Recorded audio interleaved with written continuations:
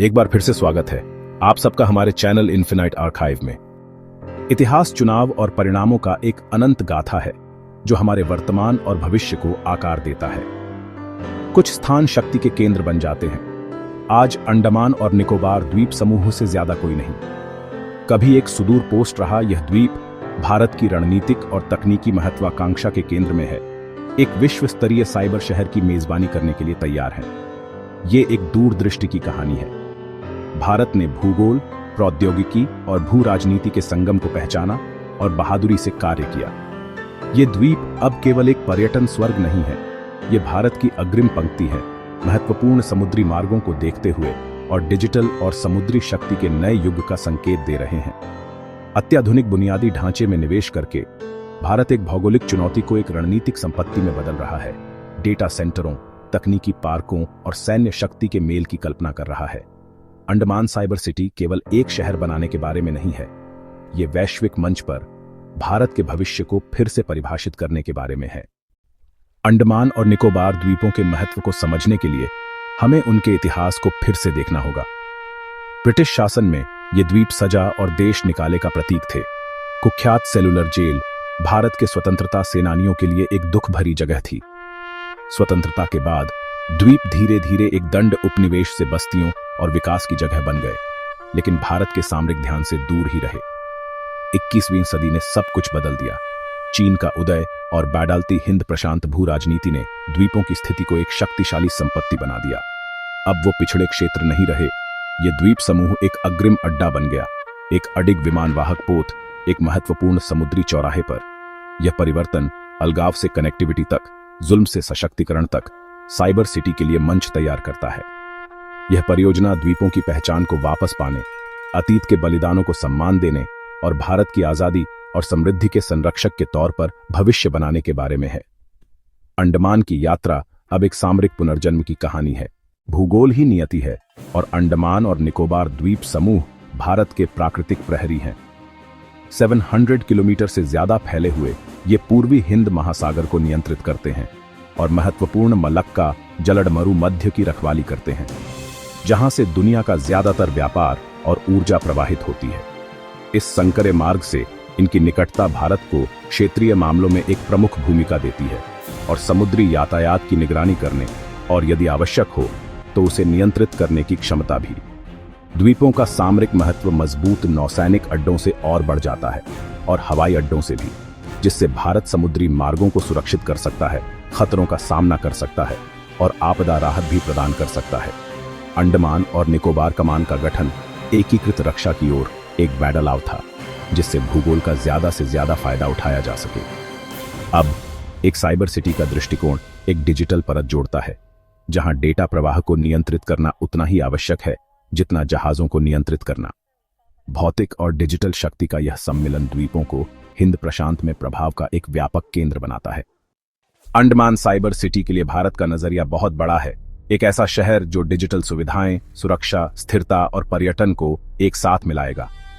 इस योजना का मुख्य उद्देश्य एक मजबूत तकनीकी तंत्र बनाना है, जिसमें सुरक्षित डेटा केंद्र, कृत्रिम बुद्धिमत्ता और साइबर सुरक्षा में शोध और विकास, और यह सब नए कानी पनडुब्बी केबल से चलेगा। यह शहर भारत की सुरक्षा प्रणाली के साथ गहराई से जुड़ा होगा। एक ऐसा प्रतिक्रिया चक्र बनाएगा जहां सैन्य सुरक्षा तकनीकी निवेश को आकर्षित करेगी और तकनीकी नवाचार सुरक्षा को मजबूत करेगा। नागरिक और सैन्य सहयोग दोनों क्षेत्रों में नई खोजों को बढ़ावा देगा।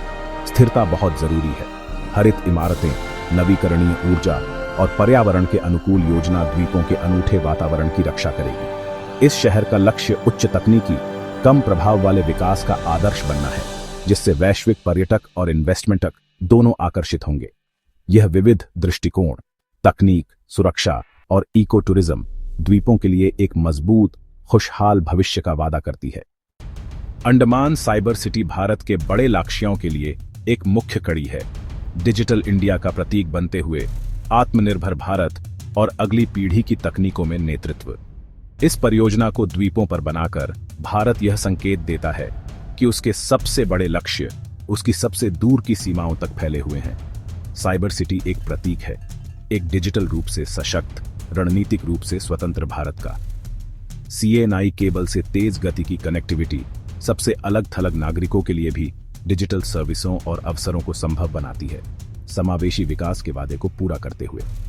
यहाँ के सुरक्षित डेटा केंद्र डेटा संप्रभुता और राष्ट्रीय सुरक्षा बढ़ाते हैं, विदेशी बुनियादी ढांचे पर निर्भरता कम करते हुए। यह शहर स्वदेशी नवाचार को बढ़ावा देगा, रक्षा और संचार में आत्मनिर्भरता को मजबूत करते हुए वैश्विक डेटा गलियारों में एक भविष्य के केंद्र के रूप में स्थित साइबर सिटी भारत की दीर्घकालिक रणनीतिक और आर्थिक वृद्धि को गति देने के लिए तैयार है।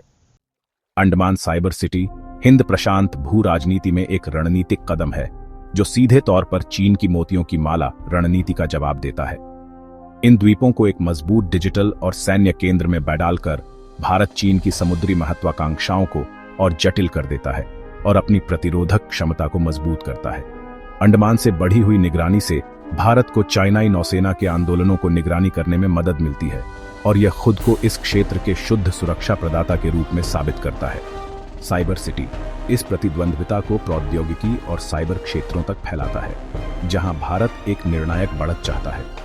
यह परियोजना क्वाड के भीतर भारत की साझेदारियों को भी गहरा करता है, रसद सहायता प्रदान करता है और खुफिया जानकारी साझा करने को बढ़ावा देता है। दक्षिण पूर्व एशिया के लिए एक पुल के रूप में यह सिटी भारत की एक्ट ईस्ट नीति को समर्थन करती है, आसियान के साथ व्यापार और संपर्क को बढ़ावा देती है।